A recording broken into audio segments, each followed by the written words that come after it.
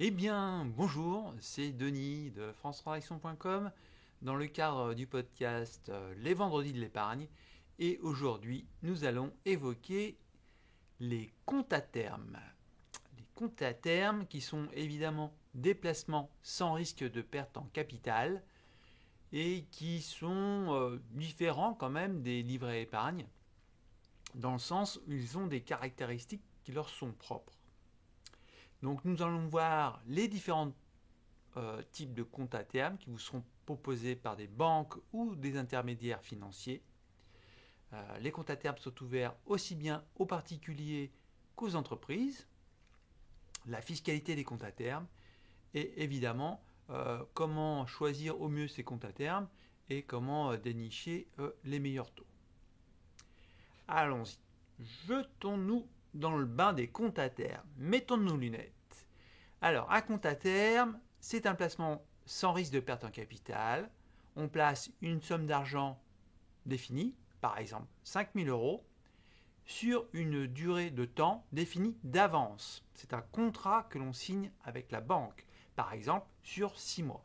Je place 5 000 euros sur 6 mois à un taux connu d'avance. C'est la grande différence avec les autres placements, tels que par exemple les fonds en euros en assurance vie, pour lesquels on ne connaît pas le rendement à l'avance. Les livrets épargne peuvent être vus en fait comme des comptes à terme, peu ou prou, sans date de fin. Sauf que le taux d'un livret épargne, lui, peut varier. Les banques peuvent, pour tout ce qui est livret fiscalisé, changer le taux de leur livret épargne d'une quinzaine sur l'autre en prévenant les épargnants une quinzaine à l'avance. Donc, le compte à terme, c'est le seul moyen d'avoir un placement sans risque à un taux connu d'avance. Par exemple, 5 000 euros à placer pendant 6 mois au taux de 3% brut. Donc, ce contrat, il est signé avec la banque. Au début du terme, je donne mon argent à la banque, je lui confie mon argent. À chaque période, par exemple un mois ou une année, les intérêts sont calculés et puis ils sont rendus au terme du placement. Les intérêts ne sont versés qu'au terme et donc ne viennent pas produire au cours du placement des intérêts à leur tour. À la différence d'un livret épargne, quand vous passez la date du 1er janvier, date de version des intérêts, les intérêts viennent eux-mêmes générer d'autres intérêts. Ce n'est pas le cas sur les comptes à terme. Les intérêts sont toujours versés en fin de placement. Alors, il existe deux grands types de comptes à terme. Les comptes à terme dits à taux fixe, donc c'est le cas que j'ai évoqué tout à l'heure. Je place 5 000 euros pendant 6 mois à 3%. Et puis, il y a des termes à taux progressif. Alors là, c'est un peu la confusion auprès des épargnants, puisque le taux progressif, c'est-à-dire qu'à chaque période, le taux proposé par la banque, taux de rémunération du compte à terme progressif, va évoluer. Et donc, évidemment, généralement, on va commencer par exemple un compte à terme sur 3 ans. La première année, le taux de rendement sera par exemple de 2%. La deuxième année, le taux de rendement sera par exemple de 3%. Et puis la dernière année, la troisième, le taux sera par exemple de 4%. Et dans sa communication, même si la banque va indiquer que le compte à terme est à taux progressif, va évidemment mettre en avant son taux de 4%, le dernier. Sauf qu'évidemment, sur 3 ans, l'épargnant n'aura jamais 4%, puisque c'est qu'entre la troisième et quatrième année qu'il aura 4%. Donc c'est pour ça qu'il faut bien faire attention, généralement de choisir des comptes à terme à taux fixe, puisque à taux progressif, on le voit bien, en fait, c'est plus du marketing qu'autre chose, puisque les banques vont mettre un beau taux, mais accessible qu'en fin de période. Et puis, il faut calculer donc le taux de rendement global sur un compte à terme à taux fixe. La banque est tenue réglementairement de l'indiquer, mais bon, ce sera un tout petit dans un coin camouflé. Vous connaissez les banques. Donc voilà ce qu'il fallait savoir. Donc privilégier a priori les comptes à terme à taux fixe. Alors, quand est-ce qu'on va choisir un compte à terme? Il faut déjà avoir une notion, espérer que les taux ne vont pas grimper durant la période de placement. Puisque dans le contrat que l'on va signer avec la banque, par exemple, je m'engage à placer 5 000 euros sur 6 mois, il ne faut pas que les taux d'intérêt grimpent, parce que du coup, moi, je vais rester collé avec mon taux à 3%, alors que si ça se trouve, les taux, maintenant, ils sont, après seulement 4 mois de placement, ils sont à 4%. Donc du coup, j'aurai un relatif manque à gagner. Ce qu'il faut savoir, c'est que, évidemment, je peux, comme tout placement sans risque en France, à mettre un terme prématuré à mon placement, mais je risque des pénalités. Ces pénalités sont définies en cas de retrait de l'argent placé avant le terme du compte à terme, sont définies d'avance. C'est généralement une réduction des intérêts qui seront versés. Ça peut être par exemple une pénalité de 0,5% sur le taux appliqué, ou évidemment il y a plus fort comme pénalité, c'est-à-dire que si vous retirez dans les 30 jours qui suivent le début du placement, par exemple, vous n'aurez absolument aucun intérêt, etc. Par contre, ils ne vont jamais attaquer le capital. Ça, c'est impossible en France. Enfin, c'est pas réglementaire. Là, j'enregistre donc cette vidéo, on est fin septembre 2025. Aujourd'hui, donc la courbe des taux d'intérêt, donc qui n'a rien à voir, je vous le rappelle, je pense que je vais le rappeler à chaque vidéo, ça n'a absolument rien à voir avec les taux d'intérêt directeurs de la Banque Centrale Européenne. Les taux des comptes à terme sont proposés par les banques de façon totalement libre et sont proposés en fonction des taux d'intérêt de marché et non pas les taux d'intérêt de la BCE comme on peut entendre partout sur les médias financiers, qui est une totale hérésie. Ça n'a strictement rien à voir. Donc les comptes à terme, où on va les trouver? Si vous êtes auprès d'une client d'une grande banque à réseau, Crédit Agricole, BNP, Caisse d'Épargne, Banque Populaire, etc., la Banque Postale aussi en propose, votre chargé de clientèle peut vous proposer un compte à terme. Donc ça peut aller, je vous le dis, de 3 mois à plusieurs années. Et en fait, le taux qu'il va vous proposer peut être différent au moment où il vous le propose, parce que les taux varient beaucoup sur les comptes à terme, en fonction des taux de marché, comme je vous l'ai déjà indiqué. Et puis, et pas seulement, il y a aussi en fonction de la tête du client. Si vous êtes un client important et qui a de la valeur pour la banque, on va vous proposer un taux meilleur, histoire que vous n'alliez pas à la concurrence placer tout votre argent. Et puis si vous êtes un client lambda, on va vous proposer le taux lambda, qui ne sera pas forcément avantageux, et vous risquez de trouver facilement mieux ailleurs. Alors les comptes à terme sont forcément proposés par des banques, d'accord, à la différence des contrats d'assurance vie par exemple. Par contre, on peut avoir des intermédiaires financiers qui proposent des comptes à terme qui ne sont pas des banques, mais parce que ce sont tout simplement des intermédiaires financiers. Donc ils ont le statut IO-BSP, intermédiaire en opération de banque. Et donc là, vous retrouvez tous les courtiers qui sont présents massivement en ligne.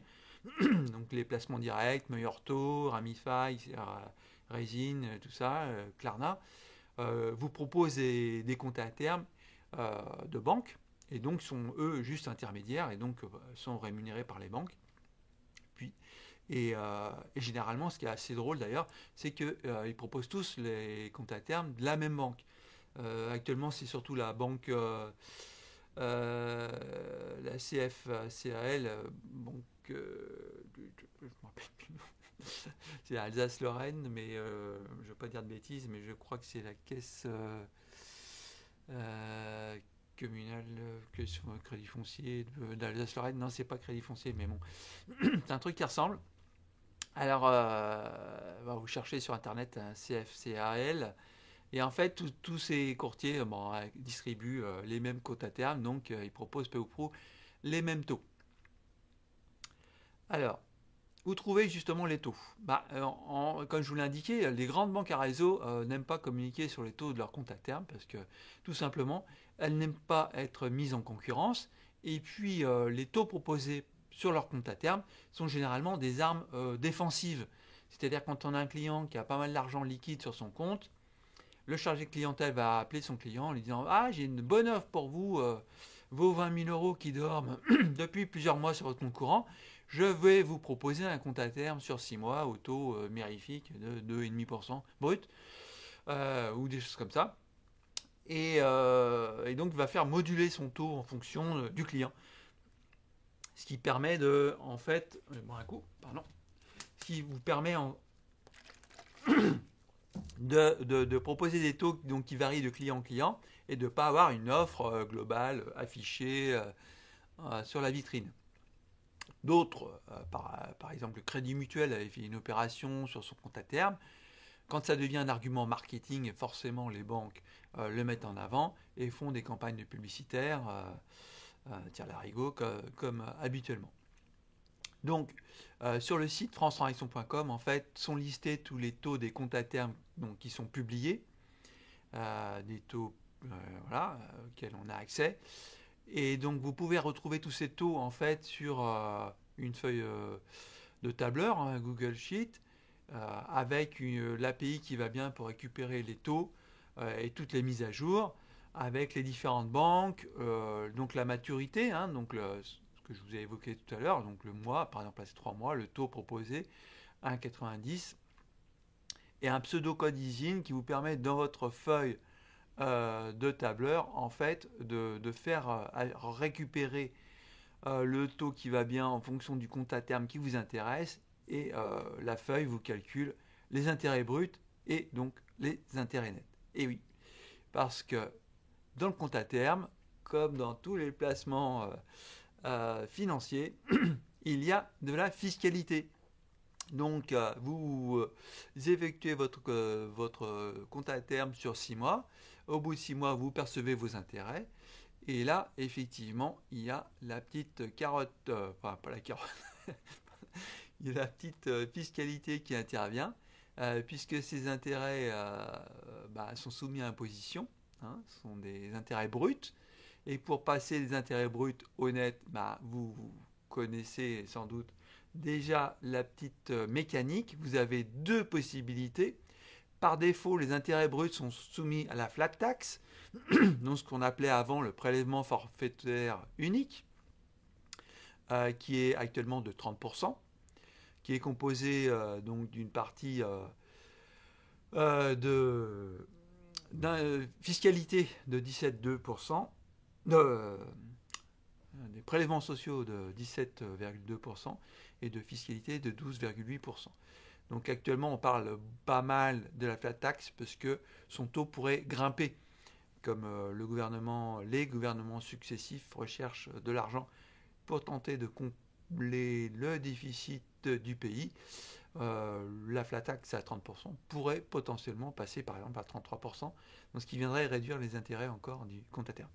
C'est exactement le même principe fiscal que pour les intérêts des livrets épargne fiscalisés ou des compos d'obligations. Voilà, ce qui est indiqué sur le tableau pour ceux qui regardent ce podcast sur YouTube.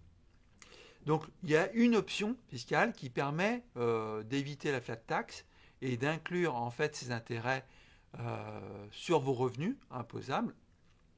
Et évidemment, ça c'est intéressant que si vous êtes sur la tranche de barème d'imposition à 11% ou moins, puisque là du coup ça vous fera payer moins d'impôts sur les intérêts de votre compte à terme. Donc voilà. Donc si vous souhaitez aller vers des comptes à terme, en fait ce qu'il faut savoir c'est estimer déjà le montant que vous voulez placer, puisque les banques seront votre banque principale si vous faites la demande auprès de votre chargé de clientèle, aura la possibilité de moduler le taux que la banque va vous proposer en fonction du montant à placer. Si vous voulez placer 2 000 euros, franchement, ça ne va pas l'intéresser. Si vous voulez placer 200 000 euros, forcément, le taux qu'on va vous proposer sera plus élevé. Parce que, en fait, la banque a besoin de ses dépôts, surtout qui sont à terme, pour pouvoir octroyer davantage de crédit. notamment. Donc le montant à placer, votre horizon de placement, évidemment, il faut, comme on l'a vu, il y a des pénalités si vous retirez votre argent avant le terme. Si vous, voilà, vous partez sur un compte à terme de 2 ans, mais que potentiellement dans un an vous aurez besoin de votre argent, bah, c'est peut-être pas forcément un bon plan. Donc s'assurer de partir sur un horizon de placement qui convienne tout à fait, et donc vous êtes certain de ne pas avoir besoin de cet argent avant le terme de cet horizon de placement.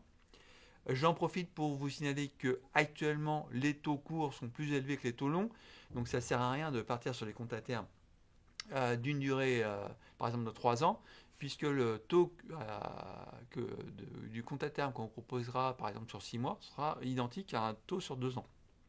Donc autant re-signer d'autres comptes à terme tous les 6 mois que de partir sur un taux de 2 ans, par exemple. Chose que je n'ai pas dite, mais j'en profite. Vous pouvez évidemment souscrire autant de comptes à terme que vous le souhaitez. Là, on n'est pas du tout dans un cadre de limitation, de PEA, de choses comme ça. Donc, considérez le taux brut proposé et donc ne pas oublier, selon votre fiscalité, d'en déduire un taux net pour savoir si c'est vraiment intéressant pour vous ou si vous avez un avantage à combler un livret A ou un LDDS ou un LEP ou un autre placement qui serait plus avantageux. Et puis checker donc, comme je l'ai évoqué, conditions de sortie anticipées, on ne sait jamais, les accidents de la vie ça arrive. Et donc si vous partez sur un compte à terme d'un an et que dans 8 mois vous devez sortir, récupérer votre argent, eh bien vérifiez que, voilà, que ça ira pour vous et que ça vous satisfera et donc de ne pas regretter ce placement durant 8 mois.